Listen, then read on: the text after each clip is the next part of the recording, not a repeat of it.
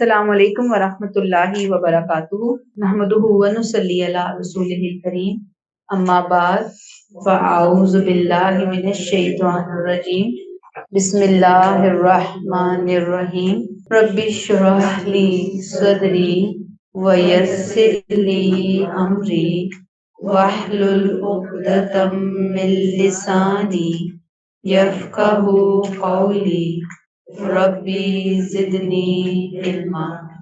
آیت 23 سے تشریح الم تر الی الذین اوتوا نصیبا من الکتاب، تم نے دیکھا نہیں ان لوگوں کو جو کتاب سے بہر یاب ہوئے، یعنی جنہیں کتاب الہی ملی، نصیبا من الکتاب، کتاب ملی ان کو، یدعون الی کتاب اللہ، ان کو اللہ کی کتاب ہی کی طرف بلایا جا رہا ہے، کیوں؟ لیحکم بینہم، تاکہ یہ کتاب ان کے درمیان فیصلہ کر دے، ان کے ودن بریکٹ آئے گا اختلافات کا، ثم یتولی فریق منہم، لیکن ان میں سے ایک گروہ اس سے منہ پھیر لیتا ہے، وہم معرضون، اور یہ منہ پھیرنے والے ہی ہیں۔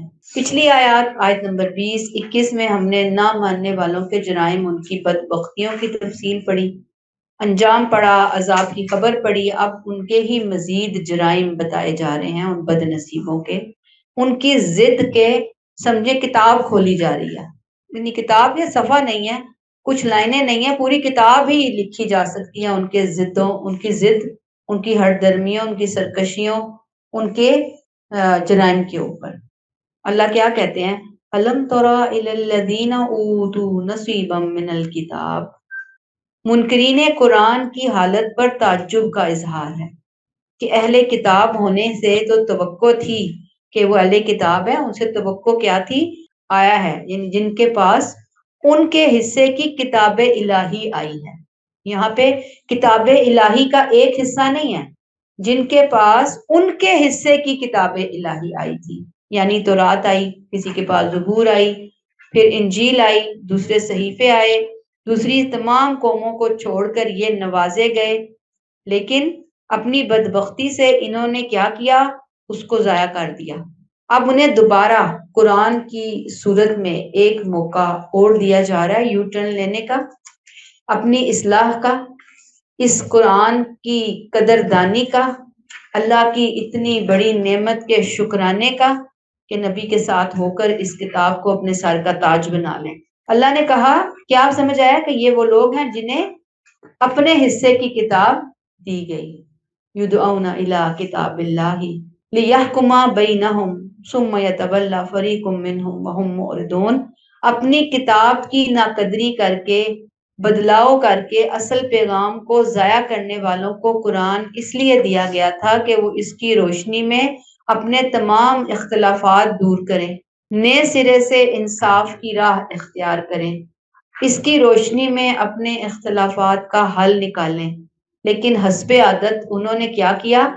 ثم یتولی فریق، تو ان میں سے ایک گروپ نے اس بات سے، اس پیغام سے منہ موڑ لیا، اس وصیت سے منہ موڑ لیا، یعنی ان کو ملی اپنے حصے کی کتاب، پھر قرآن آیا، قرآن کی وجہ سے ایک موقع اور ملا، قرآن انہیں کس طرف بلا رہا تھا؟ وہ بھی انہیں اپنے ذریعے، قرآن خود اپنے ذریعے انہیں ان کے اختلافات کو حل کرنے کی دعوت دے رہا تھا، لیکن انہوں نے منہ پھیر لیا۔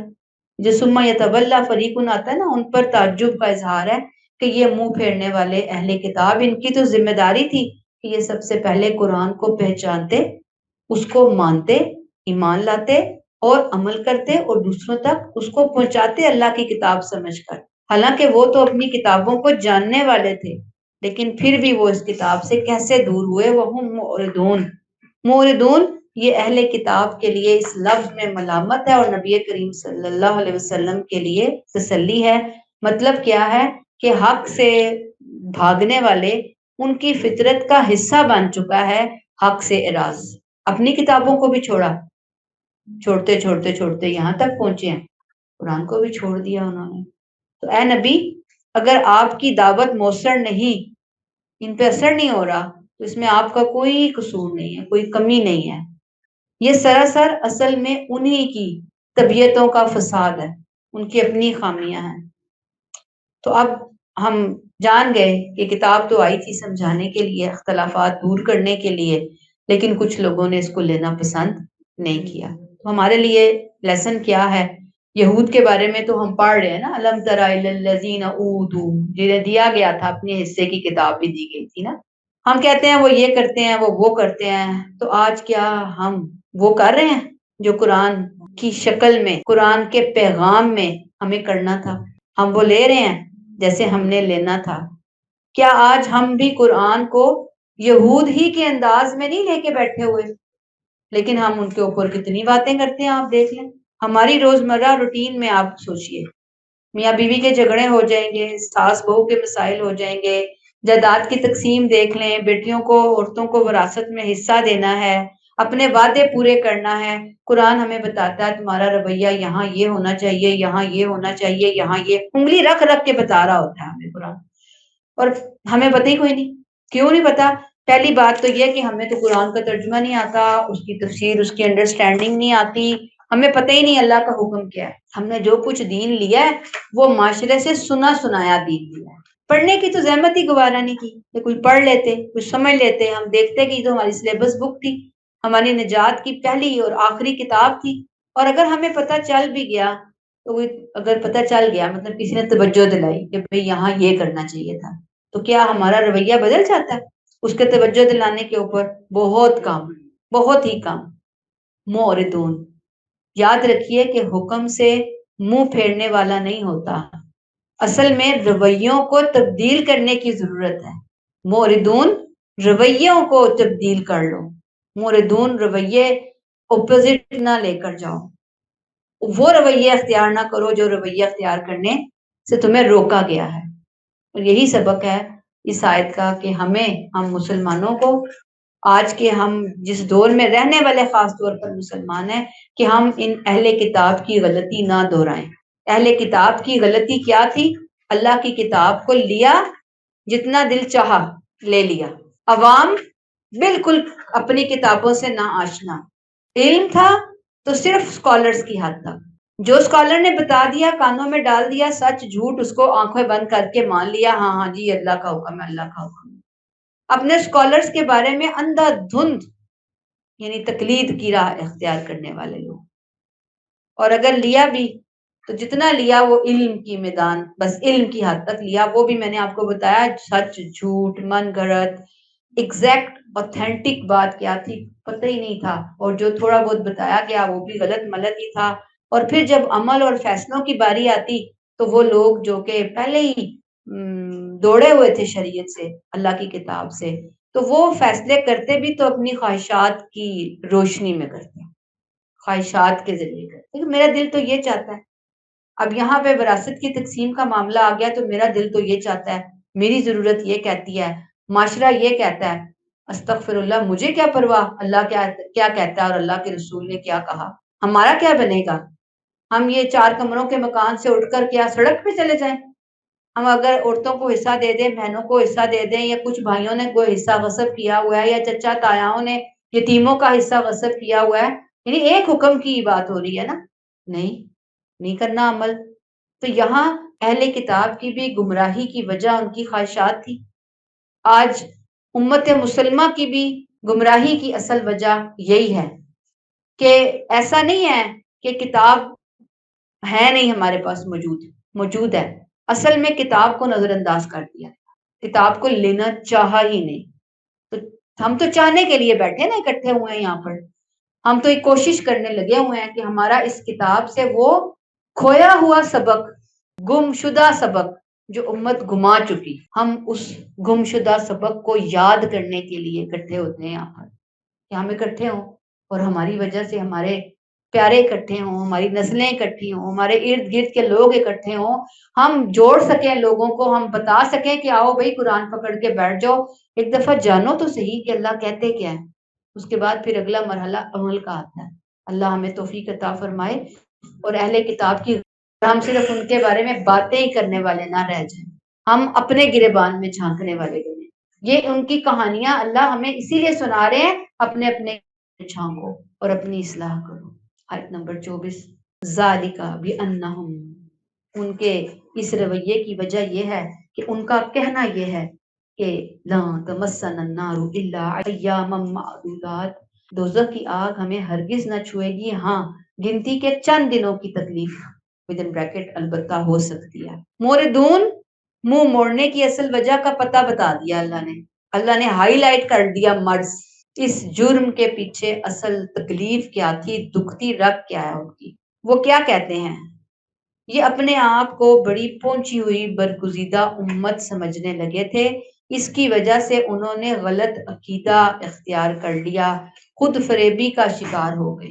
دوزخ کی آگ وہ کہتے تھے ہمیں نہیں چھوئے گی، ہم اللہ کے بڑے چہیتے ہیں، بڑے لاڈلے ہیں، محبوب ہیں، خواہ ہم کچھ بھی کر لیں، چونکہ ہم حضرت ابراہیم کی اولادیں ہیں، حضرت اسحاق کی اولادیں ہیں، حضرت یعقوب کی اولادیں ہیں، لہٰذا جہنم کی آگ اول تو ہمیں چھوئے گی ہی نہیں، ہم جائیں گے ہی نہیں، اور اگر گئے بھی تو گنتی کے چند دن، بس گئے تو پھر واپس، اول تو جائیں گے ہی نہیں، تو گئے بھی تو یہ گئے اور وہ واپسی آ گئے، نکل آئے یہاں سے، ایک دروازے سے جائیں گے وہ دوسرے دروازے سے باہر نکل آئیں گے۔ استغفر اللہ، وہ جہنم کو خالہ جی کا گھر سمجھا ہوا ہے انہوں نے۔ ایام معدودات، کیا کہتے تھے؟ لن تمسن النار الا ایام معدودات، 7 دن ان کی رائے تھی، ایک ہفتہ یا 40 دن، جتنے دن بچڑے کی پوجا کی بس اتنے دن ہی جہنم میں رہیں گے۔ یہ آیت بتا رہی ہے کہ جب انسان اپنی خواہش کے مطابق دین گھڑ لیتا ہے تو پھر وہ گناہ کو کھیل تماشا سمجھ لیتا ہے، اور انہوں نے تو خواہشات کو اتنا اپنا امام اور لیڈر بنایا کہ اپنے عقیدہ آخرت کو ہی انہوں نے خراب کر لیا، برباد کر لیا۔ کیا کہتے ہیں؟ وَغُرَّهُمْ فِي دِينِهِمْ مَا كَانُوا يَفْتَرُونَ، اس طرح کی جو باتیں یہ گھڑتے رہے ہیں، انہوں نے اپنے دین کے معاملے میں انہیں دھوکے میں ڈال دیا۔ کس نے؟ فی دینہم، ان کے عقیدوں نے، ان کے عقیدے جو ان کے مذہبی معاملات کے بارے میں، یعنی جیسے کہتے ہیں نا فائل کرپٹ ہو گئی، یہ کرپٹ ہو چکے تھے ان کے عقیدے بالکل۔ ما کانوا یفترون، جو بات جو جھوٹ وہ اللہ پر باندھتے رہے۔ کیا جھوٹ تھا جو انہوں نے اللہ پر باندھا؟ کیا چیزیں تھی جو انہوں نے گھڑی؟ انہوں نے کہا ایام معدودات، یہ خود عقیدہ انہوں نے گھڑ لیا تھا، جہنم میں اگر جانا ہوا تو گنتی کے چند دن، ہم بہت نیک ہیں، جہنم میں جائیں گے ہی نہیں۔ یہ ان کا خود ساختہ عقیدہ، جھوٹ جس نے انہیں دھوکے میں رکھا، اصلاً انہوں نے خود دھوکے میں رہنا چاہا اور اس دھوکے نے ان کو دین سے بالکل غافل کر دیا۔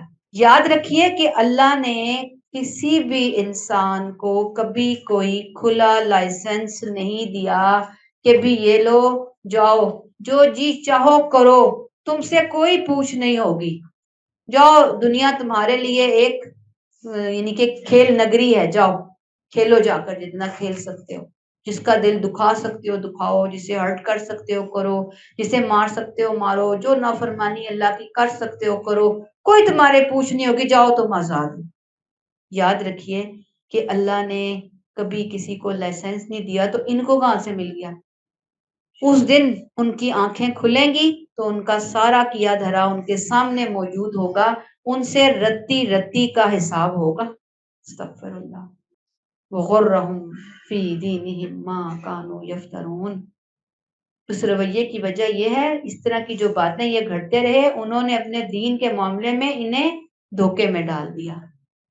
آج اکثریتی مسلمان بھی انہی یہود کی طرح بے فکرے ہو کر زندگی گزار رہے ہیں۔ عقیدہ کیا ہے؟ ہم نبی کی امت سے ہیں، ہم لا الہ الا اللہ محمد الرسول اللہ پڑھنے والے ہیں، ہم بخشے ہوئے ہیں، ہمیں فکر کی اپنی اصلاح کی ضرورت ہی نہیں ہے، ہمیں عمل کی ضرورت ہی نہیں ہے۔ پھر کہتے ہیں کہ بہشتی دروازے سے گزر گئے، جنت پکی۔ دیکھا ہوگا آپ نے یوٹیوب پہ بہشتی دروازے کا سین، مر رہے ہوتے ہیں لوگ پاگلوں کی طرح، ان کو پتا ہے کہ ایک دفعہ یہاں سے گزر گئے تو تم جنتی۔ فلاں کا دامن پکڑ لیا، جنت پکی۔ لڑ پکڑ لیا، دامن کو بھی کہتے ہیں لڑ پکڑ لیا فلاں کا۔ کس کا لڑ پکڑنا ہے بھئی؟ آپ صلی اللہ علیہ وسلم کا، مستند حدیثوں، مستند سنت، مستند سیرت کی روشنی میں۔ اور اس سے بڑھ کر قرآن اور محمد کوئی الگ چیزیں نہیں ہیں. جب محمد کی بات آتی ہے صلی اللہ علیہ وسلم کی تو قرآن ہے, قرآن کی بات آتی ہے تو محمد صلی اللہ علیہ وسلم کی ساتھ آتی ہے. یہ دونوں ایک ہی سکے کے دو رخ ہیں, الگ الگ نہیں ہیں یہ. اور دوسرا سبق کیا ملتا ہے کہ قرآن واحد کتاب ہے جس کو سمجھ کر غور و فکر کر کے پڑھنا ہے, کیونکہ بھی پچھلی آیت میں ہم نے پڑھا نا کہ انہیں تو قرآن کی طرف بلایا جا رہا ہے کہ آؤ اور آ کر اپنے اختلافات کا فیصلہ کرو, اس کو حکم مانو, اس کو جج مانو. تو آج ہمیں بھی یہی بتایا جا رہا ہے, آؤ اس کے زندگی کے فیصلے اس کی روشنی میں لو. جو تم نے قدم اٹھانا ہے, جو گناہ سے بچنا ہے, جو نیکی کرنی ہے, وہ اس کی گائیڈ لائن کے مطابق کرو. لیکن آج اس قرآن کو ناظرہ پڑھنے والوں کی عظیم اکثریت, عظیم ترین اکثریت, بہت بڑی اکثریت اس کو پڑھنے سے پہلے یہ فیصلہ کر لیتی ہے کہ یہ کتاب ہم نے سمجھنی نہیں ہے. پڑھیں گے ضرور, سمجھیں گے نہیں. تو آپ سوچ لیجئے کہ جو پہلے ہی آنکھیں بند کر کے بیٹھ گیا, کھول کر بیٹھا بھی ہے, پکڑا بھی ہے, اس نے فیصلہ کر لیا کہ بھی ہم پڑھتے ہیں نا ناظرہ, ہم ایک قرآن ختم کر لیتے ہیں, ہم 2 قرآن ختم کر لیتے ہیں, ہم نے فلاں ٹائم پہ فلاں ناظرہ پڑھ لیا. تو آپ بتائیے کہ پھر اس کو کیسے کوئی سمجھا سکتا ہے, کیسے توجہ دلا سکتا ہے؟ اب قرآن کو سمجھنے کے لیے تھوڑا ٹائم نکالنا ہے, کسی ایک مستند استاد سے بیٹھ کر اوتھینٹک انداز میں کچھ چیزیں جاننی ہیں, اس کے بعد پڑھیں, پھر آپ خود قرآن سمجھیں, کوئی نہیں منع کرتا. اب انہیں یہ پتا ہے کہ قرآن کے ایک ایک لفظ پہ 10 نیکیوں کا اجر اور ثواب ہے. تو وہ کہتے ہیں کہ اتنا ثواب مل گیا قرآن کو پڑھ کر تو بس کافی ہے ہمارے لیے اتنی نیکیاں. وہ یہ کہتے ہیں کہ سمجھنے کی ضرورت ہی نہیں. یہ بات اچھی طرح دماغوں میں رجسٹر کر لیں. قرآن کے بارے میں یہ ہمارا دھوکہ ہے. وغرہم فی دینہم ما کانوا یفترون. یہود کے بارے میں آیا کہ انہوں نے دین کے بارے میں غلط عقیدے, غلط باتیں گھڑ رکھی تھی اور خود کو انہوں نے مطمئن کر دیا تھا. آج آپ کو میں یہاں رک کر یہی توجہ دلا رہی ہوں بار بار کہ اللہ کا واسطہ ہے, زندگی کے اندر ایک بہترین فیصلہ کر لیں ہمیشہ کے لیے, زندگی کی آخری سانس تک قرآن سے جڑنے کا, اور اپنے ارد گرد اوپر نیچے اٹھتے بیٹھتے ہمیں بس یہی ایک پرچار کرنا ہے کہ بھئی قرآن سے جڑ جاؤ, آؤ قرآن سیکھ لو, آؤ قرآن سمجھ لو, آؤ قرآن پکار کر ہمیں بلا رہا ہے, آؤ پکار سن لو, لبیک کہہ دو. گویا قرآن سے صرف ثواب کمانے کا تعلق رکھ لینا یہ ہدایت پانا نہیں ہے.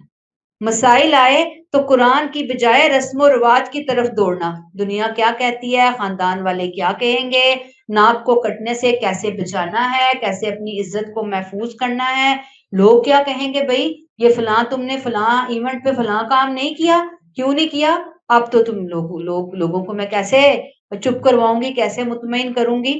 خوابوں کی طرف بھاگنا, تعویذ گنڈوں کی طرف بھاگنا, مخلوق کی طرف دوڑنا کہ فلاں میرا مسئلہ حل کر دے گا. قرآن نہیں کھولنا, قرآن سے نہیں سمجھنا کہ یہاں بھی کوئی سلوشن موجود ہے, نبی کی سنت میں کوئی سلوشن موجود ہے ہمارے لیے. تو اب کرنا کیا ہے, ہم دیکھ رہے ہیں سبق, کس کا سبق, یہ جو ہم نے آیت 23 پڑھی, آپ 24 ہم پڑھ رہے ہیں, ان کا اپنی کتابوں کے بارے میں رویہ, ان کا کتاب کے ساتھ قرآن کے ساتھ رویہ, ان کا اس رویے کی وجہ سے موردون ہونا, ان کے اس رویے کی وجہ سے غلط عقیدہ آخرت اختیار کرنا, اور پھر عقیدوں کو گھڑ کر ایک پوری فیکٹری لگا دینا. یہ چیز ہم سیکھ رہے ہیں. تو اب ہمیں کرنا یہ ہے کہ ہمیں خود کو دھوکے اور فریب سے نکالنا ہے.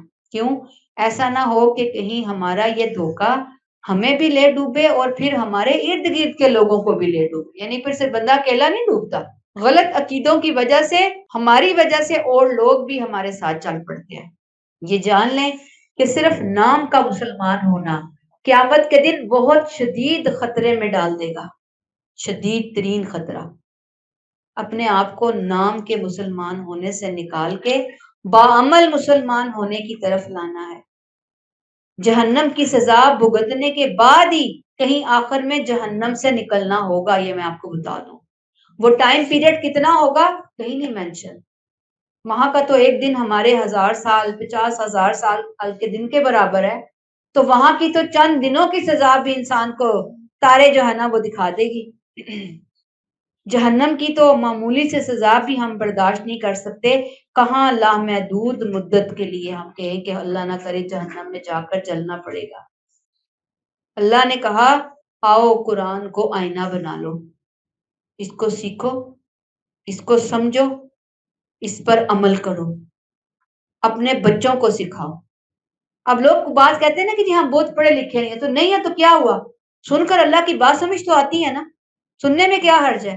ہر ایک انسان کے لیے، عام سے عام اور عقل مند سے عقل مند انسان کے لیے یہ قرآن ہی سلیبس بک ہے، ایک ہی سلیبس بک دی، یہ اس کا میریکل ہے، یہ اس کا اعجاز ہے قرآن کا۔ اور آپ دیکھیں کہ کہا جاتا ہے کہ قیامت کے دن، یہ جو میں نے آپ کو بتایا نا کہ دنیا میں تو چھوٹا سا عذاب، ایک چھوٹا سا چھینٹا پڑ جائے گھی کا ہمارے ہاتھ کے اوپر تو تکلیف نہیں برداشت ہو رہی ہوتی۔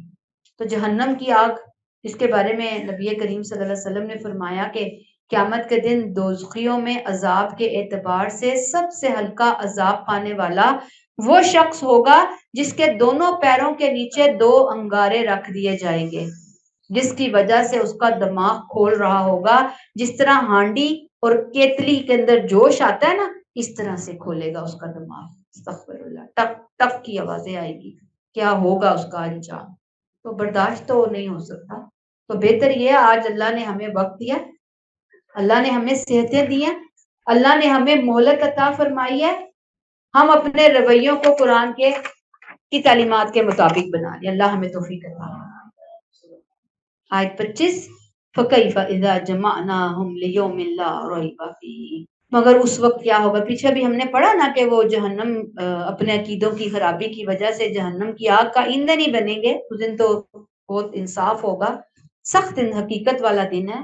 تو اللہ کہتے ہیں کہ کیا ہوگا اس دن جب ہم ان کو ایک ایسے دن میں اکٹھا کریں گے، لا ریب فیہ، جس کے آنے میں کوئی شک نہیں ہے۔ آج غلط امیدیں لگانے والوں، کچھ نہ کر کے بھی خود کو جنت کا وارث سمجھنے والوں، آنکھیں کھولو، آخرت سے متعلق یہ خود ساختہ خواب دیکھنا چھوڑ دو۔ آج سوچو، سنجیدگی سے سوچو، اس وقت کیا بنے گا، کب، جب ہم کیا کریں گے، اذا جمعناہم، جب ہم ان سب کو اکٹھا کر لیں گے۔ کون سا دن ہے یہ؟ حشر کا دن۔ کس لیے اکٹھا کریں گے؟ رزلٹ دینے کے لیے، رزلٹ کارڈ دینے کے لیے۔ لا ریب فیہ، اس دن کے آنے میں کوئی شک نہیں ہے، یعنی اللہ کے حضور سب کی حاضری کائنات کی ایک اٹل حقیقت ہے، اس دن کوئی شک، اس دن کے بارے میں کوئی شک نہیں ہے۔ اس دن کی 3 خصوصیات ہیں یہاں پر بیان ہوئی، اللہ اکٹھا کریں گے نا اس دن، تو وہ دن کیسا ہے، لا ریب فیہ، اس دن کے لیے کوئی شک نہیں ہے۔ دوسری، ووفیت کل نفس ما کسبت، اس دن ہر شخص کو اس کی کمائی کا پورا پورا بدلہ دیا جائے گا۔ تیسرا، وہم لا یظلمون، اور وہ ظلم نہیں کیے جائیں گے۔ اب دوبارہ سے دیکھتے ہیں لا ریب فیہ، جس دن اللہ کے حضور اکٹھے ہونے میں، ہمارا حساب کتاب ہونے میں، تمام اول سے لے کر آخر تک کوئی شک ہے ہی نہیں، وہ یقینی دن ہے۔ اصل عقیدہ ہی عقیدہ آخرت ہے، یہ بالکل وہی عقیدہ جو بالکل سورہ بقرہ کے ہم سٹارٹ میں پڑھ کر آئے، وَبِالْآخِرَةِ هُمْ يُوقِنُونَ۔ صرف ایمان سے کام نہیں چلے گا، یقین ضروری ہے۔ ہم سب کی حاضری ہوگی اس دن، دنیا کے ایک ایک عمل کا حساب دینے کے لیے، اور پھر وَوُفِّيَتْ كُلُّ نَفْسٍ مَا كَسَبَتْ، اس دن ہر شخص کو اس کی کمائی کا پورا پورا بدلہ دیا جائے گا، نہ کمی نہ زیادتی۔ جو جیسا عمل لے کر آئے گا، اچھا یا برا، اس کے مطابق میرٹ پر فیصلہ ہوگا، پورا پورا بدلہ دیا جائے گا۔ وَهُمْ لَا يُظْلَمُونَ، بلکہ ایک جگہ آتا ہے کہ ذرہ برابر بھی عمل ہوگا نا، اچھا یا برا، وہ بھی تول میں آ جائے گا۔ وَهُمْ لَا يُظْلَمُونَ، اور کسی پر ظلم نہ ہوگا، کوئی رعایت، کوئی دھوکہ، کوئی ظلم نہیں ہوگا۔ اگر کسی نے کوئی ذرہ برابر بھی نیکی کی ہوگی، پوری دنیا میں کسی کو پتہ ہی نہ چل سکا کہ اس نے وہ نیکی بھی کی تھی، اللہ نے اس نیکی کو بھی سنبھال کر رکھا ہے۔ وہ ضائع نہیں ہوگی، اس کا اجر ملے گا، اور برائی ہے تو پھر برائی کا اجر بھی بدلہ بھی ملے گا۔ سورہ زلزال، تو جس کسی نے ذرہ برابر کوئی نیکی کی ہوگی وہ اسے دیکھ لے گا، اور جس نے ذرہ برابر بدی کی ہوگی وہ اسے دیکھ لے گا۔ یہ دیکھیں اللہ کا انصاف۔ حدیث ہے ایک، قیامت کے دن تم سب حقداروں کے حقوق ان کو ادا کرو گے، یعنی بندوں سے حقوق کی ادائیگی کروائی جائے گی، حتیٰ کہ اس بکری کا بدلہ بھی جس کے سینگ توڑ دیے گئے ہوں گے۔ سینگوں والی بکری سے پورا پورا لیا جائے گا۔ بکری کو پیدا کر کے سینگ دے کر، بے سینگ والی بکری کو سینگ دے کر، تو دوسری سینگ والی بکری تھی اس سے بدلہ پورا کروایا جائے گا۔ وہ دن اس قدر انصاف کا دن ہوگا۔ تو پہلے تو اہل کتاب کے لیے وارننگ، ان کو اصلاح کی طرف متوجہ کیا گیا کہ آج سوچ لیں، بہت ٹائم ہے، اپنی اصلاح کر لیں۔ اور دوسری طرف مسلمانوں کو متوجہ کیا جا رہا ہے کہ تم بھی ان اہل کتاب کا طریقہ چھوڑو، کسی دھوکے میں نہیں رہنا، اپنے ایمان کو مضبوط بناؤ، اپنے عقیدوں کو درست کرو۔ اور یہ میں آپ کو بار بار کہتی ہوں، عقیدہ نمبر 1 ہے ہمارا۔ عقیدوں کے بارے میں پڑھنا، جاننا، سوچنا، اپنے گھر میں، اپنے بچوں میں یہ چیزیں پھیلانا، یہ بہت بڑی ہماری ذمہ داری ہے مسلمان ہونے کی حیثیت سے۔ اخلاق پر توجہ دو، اخلاص پر توجہ دو، تمہارا رب بہت انصاف سے فیصلہ کرنے والا ہے۔ اللہ تعالیٰ ہمیں ان لوگوں میں شامل کریں جو اس دن اللہ کی رحمت، اس کا سایہ پانے والے بن جائیں۔ آمین۔ وَهُمْ لَا يُظْلَمُونَ، کسی پر ظلم نہیں کیا جائے گا۔ اللہم حاسبنی حسابا یسیرا۔ آمین۔ حضرت عائشہ رضی اللہ تعالیٰ عنہا نے آپ صلی اللہ علیہ وسلم سے پوچھا کہ آسان حساب سے کیا مراد ہے؟ فرمایا آپ صلی اللہ علیہ وسلم نے، اللہ اس کے نامہ اعمال پر نظر ڈال کر اس سے درگزر فرما دے گا۔ اللہ ہم سے ایسا حساب کتاب لینا، اللہ ہمارے پیاروں سے، ہمارے والدین سے ایسا ہی حساب لینا۔ اللہم حاسبنا حسابا یسیرا۔ فرمایا کیونکہ اے عائشہ، اس روز جس کے حساب کی جانچ پڑتال کی گئی وہ مارا گیا۔ یہ دعا کرتے رہنا۔ اللہ نے کہا وَوُفِّيَتْ كُلُّ نَفْسٍ مَّا كَسَبَتْ، اس دن تو ہر شخص کی کمائی اس کے سامنے آ جائے گی۔ دنیا میں تو ہم بہت پردے ڈال کے، چھپا کے، بہت اچھے طریقے سے بیٹھے ہوتے ہیں لوگوں کے سامنے، لیکن اصل میں اللہ ہی جانتا ہے۔ کہتے ہیں قبر کا حال مردہ ہی جانتا ہے۔ تو ہمارے اعمال تو اصل میں اللہ کے حضور اکٹھے ہو رہے ہیں نا، وہی جانتے ہیں ہوگا کیا۔ بس اللہ آسانیوں کا معاملہ کرنا، اللہ شرمندگیوں اور ندامتوں اور ذلتوں اور رسوائیوں سے بچانا، اس کی بھی اللہ ہمارے معاملات۔ آیت 26، قُل اللہم مالک الملک، دعا کیجیے اے نبی اللہ سے، اے اللہ بادشاہی کے مالک، تؤتی الملک من تشاء، تو ہی ہے جس کو چاہے اپنے قانون کے مطابق، ودن بریکٹ آئے گا یہ لفظ، بریکٹ کلوز، بادشاہی دے، وتنزع الملک ممن تشاء، اور جس سے چاہے بادشاہی چھین لے، وتعز من تشاء وتذل من تشاء، اور تو ہی ہے جس کو چاہے عزت دے اور جس کو چاہے ذلت دے، بیدک الخیر، خیر ساری تیرے اختیار میں ہی ہے، انک علی کل شیء قدیر، بے شک تو ہر چیز پر قدرت رکھنے والا ہے۔ اب آپ دیکھیں کہ پیچھے ابھی ہم اہل کتاب کے غلط عقیدوں کی بات پڑھ کر آ رہے تھے۔ اصل رویہ ان کا کتاب سے منہ پھیرنا تھا، کتاب کو نظر انداز کرنا، اپنی کتابوں کو بھی اور قرآن کو بھی۔ اللہ نے ان کے رویے ڈسکس کر کے ان کی سزا اناؤنس کی، اور اب آیت 26 سے اعلان یہ ہو رہا ہے کہ ان کے جرائم کی کہانی مک گئی، ان کی اننگز ختم ہو گئی، ان کا میچ اوور ہو گیا، وہ ٹیمیں ہمیشہ ہمیشہ کے لیے گیم سے آؤٹ کر دی گئیں، ان پر کھیلنے کے لیے بین لگا دیا گیا، یہود و نصارہ منصب امامت سے معزول کر دیے گئے، شریعت الہی کی یہ امانت ان سے لے کر اب اس نئی امت مسلمہ کے سپرد کی جا رہی ہے۔ آیت 26 یہ آپ کو اور آپ کے واسطے سے پوری امت کو تلقین کی جا رہی ہے۔ یہ تلقین چند باتوں پر مشتمل ہے، پہلے یہ باتیں جانیے پھر ہم یہ آیات سمجھیں گے۔ پہلی، بظاہر یہ ایک دعا ہے، कुल अल्लाहुम्मा मालिकल मुल्क तुतिल मुल्का मन तशाउ व तंजिउल मुल्का मिम्मन तशा। ठीक है, लेकिन असल में गौर करें तो इसमें बनी इस्माइल के लिए एक अजीम खुशखबरी छुपी हुई है। इस दुआ में साफ इशारा है कि तमाम खैर के मालिक परवरदिगार आलम ने फैसला कर लिया कि दुनिया की बादशाही बनी इस्माइल को दे दी जाएगी और बनी इसराइल की कोई मुखालफत भी अल्लाह के इस फैसले को तब्दील न कर सकेगी। आज के बाद उनके लिए जिल्लत ही जिल्लत है।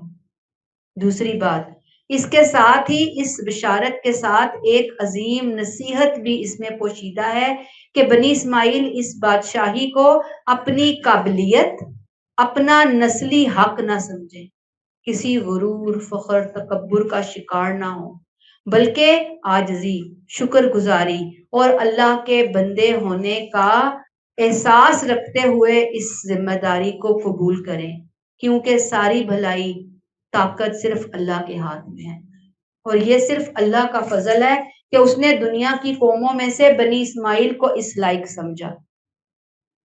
तीसरी बात, इस दुआ में हिजरत के साथ इस चीज की खुशखबरी कि आप सल्लल्लाहु अलैहि वसल्लम का मक्का से निकलना और मदीना में दाखिल होना इज्जत के साथ होगा।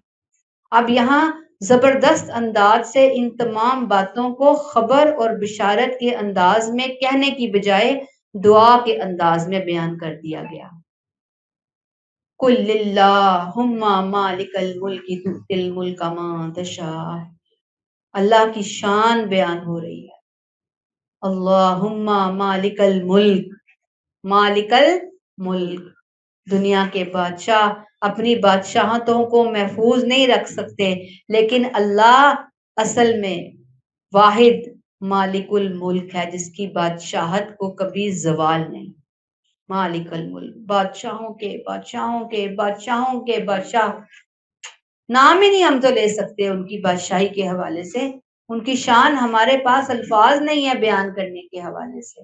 अल्लाह ने यहाँ अपने बारे में जो ये लफ्ज लाए, मालिकुल मुल्क, बादशाहतों का मालिक, बादशाही का असल मालिक, तू तिल मुल्क का मंतशा, दुनिया का कोई बादशाह, कोई ताकत, कोई हुकूमत मुस्तकिल नहीं। अल्लाह जिसे चाहे अपने कानून के मुताबिक बादशाही दे, वतंजिउल मुल्क मिम्मन तशा, और जिससे चाहे छीन ले। कोई उसे रोकने वाला नहीं, कोई उसके फैसलों पर असरअंदाज होने वाला नहीं। वतुइज्जु मन तशा वतुज़िल्लु मन तशा, और तू ही जिसको चाहे इज्जत दे और जिसको चाहे जिल्लत दे। इज्जत और जिल्लत का असल मालिक कोई इंसान नहीं, कोई हुकूमत नहीं, कोई बादशाह नहीं, बल्कि सिर्फ और सिर्फ अल्लाह ताला है। और असल इज्जत माल, दौलत, ओहदे, डिग्रियों से नहीं मिलती, बल्कि अल्लाह की वफादारी, फरमाबरदारी से मिलती है। और जिल्लत गुर्बत से नहीं, बल्कि अल्लाह की नाफरमानी से आती है। आप देखें ना हजरत उमर रदी अल्लाह ताला अन्हु को, अल्लाह ने उन्हें कैसी इज्जत दी, कितना बड़ा बादशाह बना दिया अल्लाह ताला ने उनको। उनका अंदाजे हुक्मरानी नहीं, एक मिसाल मैं आपके सामने रख रही हूँ, उनके अदल इंसाफ, उनके वेलफेयर के काम, आज तक गैर मुस्लिम उनके कामों का दिल से एतराफ करते हैं। फिर हम हिस्ट्री में देखते हैं दूसरे उमर भी गुजरे, हजरत उमर बिन अब्दुल अजीज, उन्हें कितनी इज्जत मिली है तारीख के अंदर, कितना एहतराम है। तो 2 सवा 2 साल 2.5 साल से ज्यादा उनका टाइम पीरियड नहीं था। इतने जबरदस्त उन्होंने काम किए कि आज भी इंसान अश कर उठता है कि भाई मगरमच्छों के बीच में बैठ के उन्होंने ये सारे काम किए, लोग करने नहीं थे दे रहे उनको। और अबू जहल कुरैश का जो मोअज़्ज़िज़ तरीन सरदार था, लोग उसे अबुल हकम दानाई का बाप कहा करते थे, लेकिन इस्लाम दुश्मनी की वजह से अबू जहल जहालत का बाप कहलाया। यानी पहले उसे लोग अबुल हकम कहते थे, दानाई का बाप, लेकिन फिर उसका नाम अबू जहल, जहालत का बाप कहलाया, जलील होकर मरा। ये देखिए आज तक उसका नाम किस जिल्लत का सिंबल है। तो फिर फर्मा बरदारी में इज्जत हुई ना, नाफरमानी में तो कोई इज्जत ना हुई। यही लेसन है जो यहाँ अल्लाह ताला दे रहे हैं, वतुइज्जु मन तशा वतुज़िल्लु मन तशा। इज्जत भी अल्लाह अपने कानून के मुताबिक अता फरमाते हैं और जिल्लत भी आती वहीं से है, फैसला वहीं से होता है, कानून वहीं का चलता है, लोगों का कानून नहीं है। فرمایا بیدک الخیر، تمام خیر تیرے ہی اختیار میں ہے، ہر بھلائی، ہر نعمت، ہر کامیابی، ہر سکون، ہر عزت ہے اللہ سب تیرے اختیار میں ہے، وہی دے گا، وہی عطا کر سکتا ہے۔ اللہ کی ذات سراسر خیر ہے۔ جو دنیا میں شر نظر آتا ہے، یاد رکھیے کہ یہ دنیا میں اس نے اپنے قانون امتحان کے لیے پیدا کیا ہے، اور بعض دفعہ یہ شر، بیماری، نقصان اصلاً خیر ہی کا ذریعہ بنتے ہیں۔ جیسے کڑوی دوائی کھائیں تو وقتی طور پہ بہت تکلیف ہوتی ہے، انجیکشن لگوائیں تکلیف ہوتی ہے، لیکن اصل میں اسی دوا کے اندر ہمارے لیے شفا ہوتی ہے، انسانوں کی اصلاح ہو رہی ہوتی ہے، گناہوں کا کفارہ ہو رہا ہوتا ہے، درجات کی بلندی ہو رہی ہوتی ہے جب یہ شر زندگی کے اندر آتے ہیں، جب یہ نقصان زندگی کے اندر آتے ہیں۔ اللہ چاہتے ہیں کہ بندے اپنی اصلاح کر لیں، بندے یو ٹرن لے لیں، بندے معافی مانگ لیں۔ تو گویا بیدک الخیر، خیر کا مالک ہے، وہاں خیر ہی ہے، وہاں سے خیر کے فیصلے ہوتے ہیں، وہاں سے کوئی برا فیصلہ نہیں ہو سکتا۔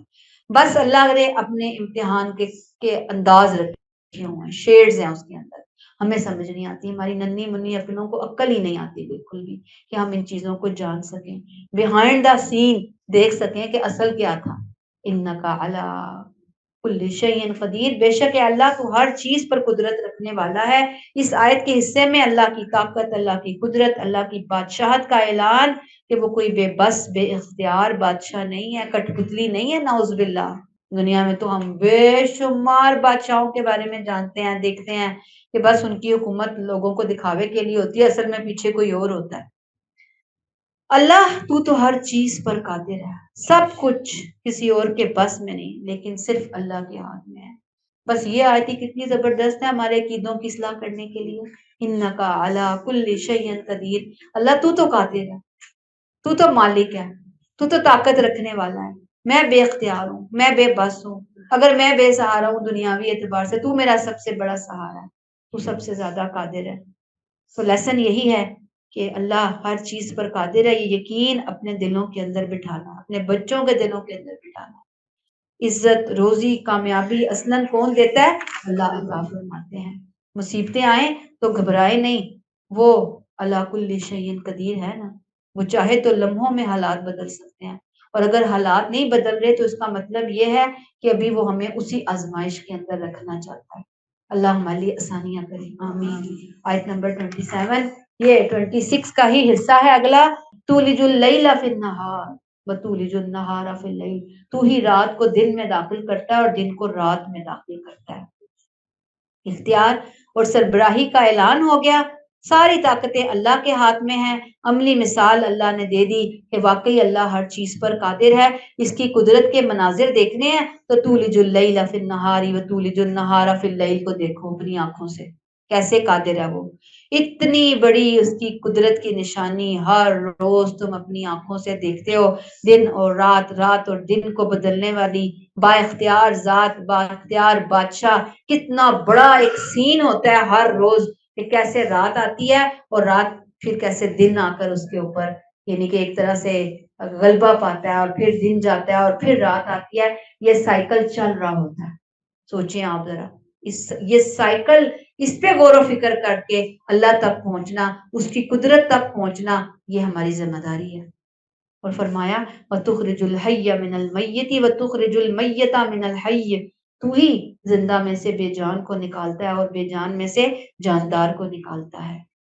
زندہ سے مردہ، یعنی زندہ انسان موت کے بعد مٹی بن جاتے ہیں، مرغی سے انڈا بظاہر بے جان ہوتا ہے، پھل سے بیج بظاہر بے جان ہوتا ہے، اور پھر انسان سے نطفہ، اور پھر مردہ سے زندہ کیسے ہوتا ہے؟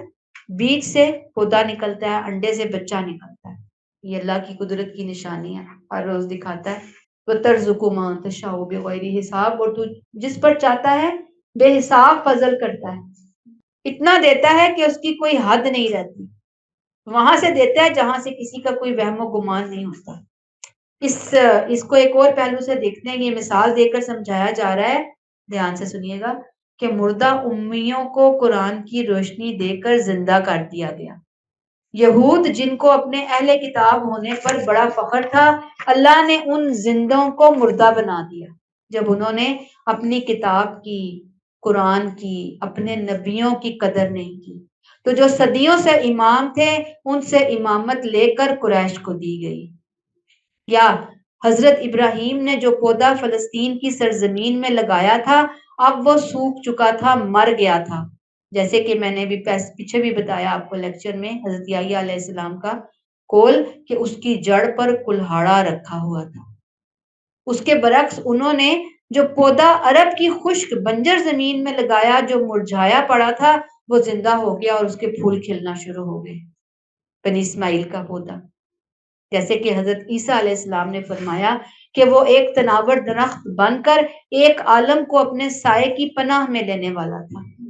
وَتَرْزُقُ مَن تَشَاءُ کی مثال حضرت ابراہیم علیہ السلام کی زندگی کو دیکھیے کہ اللہ کی خاطر سب کچھ چھوڑا.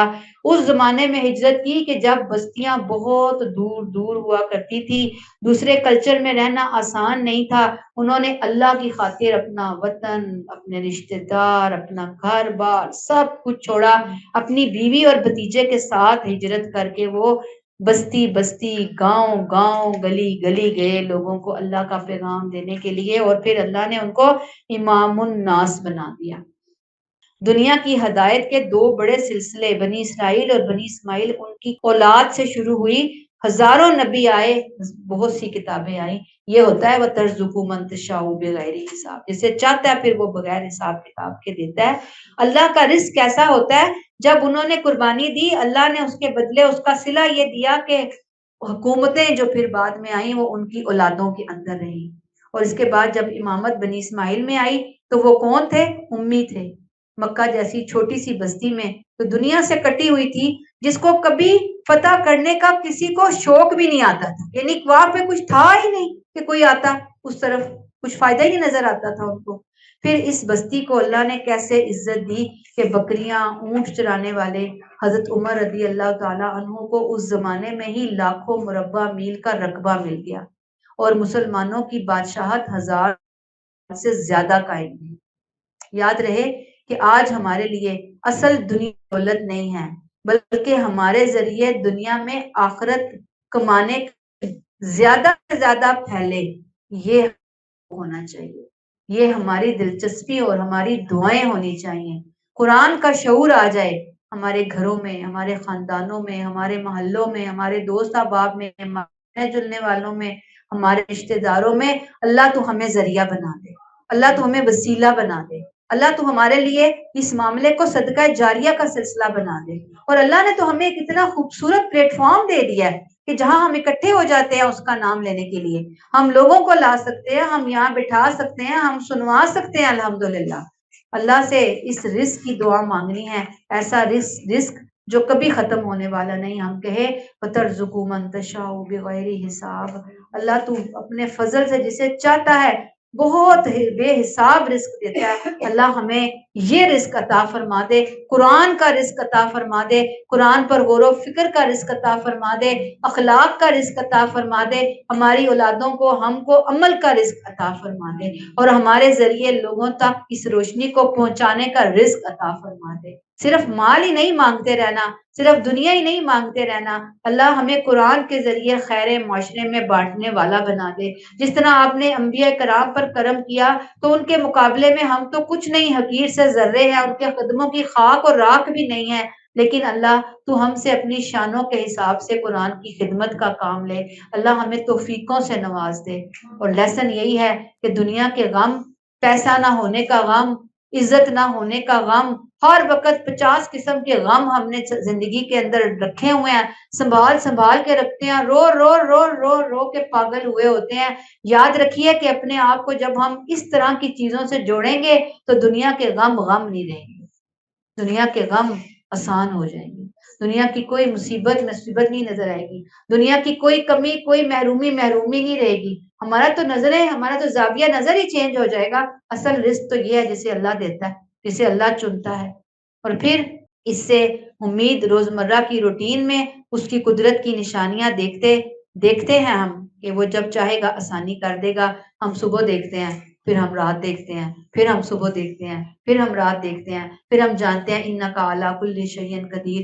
ہمارا رابطہ، ہمارا کنیکشن تو اس ہستی کے ساتھ ہے۔ اللہ ہماری اصلاح فرمائے، اللہ ہمارے لیے آسان کر دے کہ ہم اپنی زندگی کے اندر آیت 26 27 کو پوری طریقے سے لے آئیں۔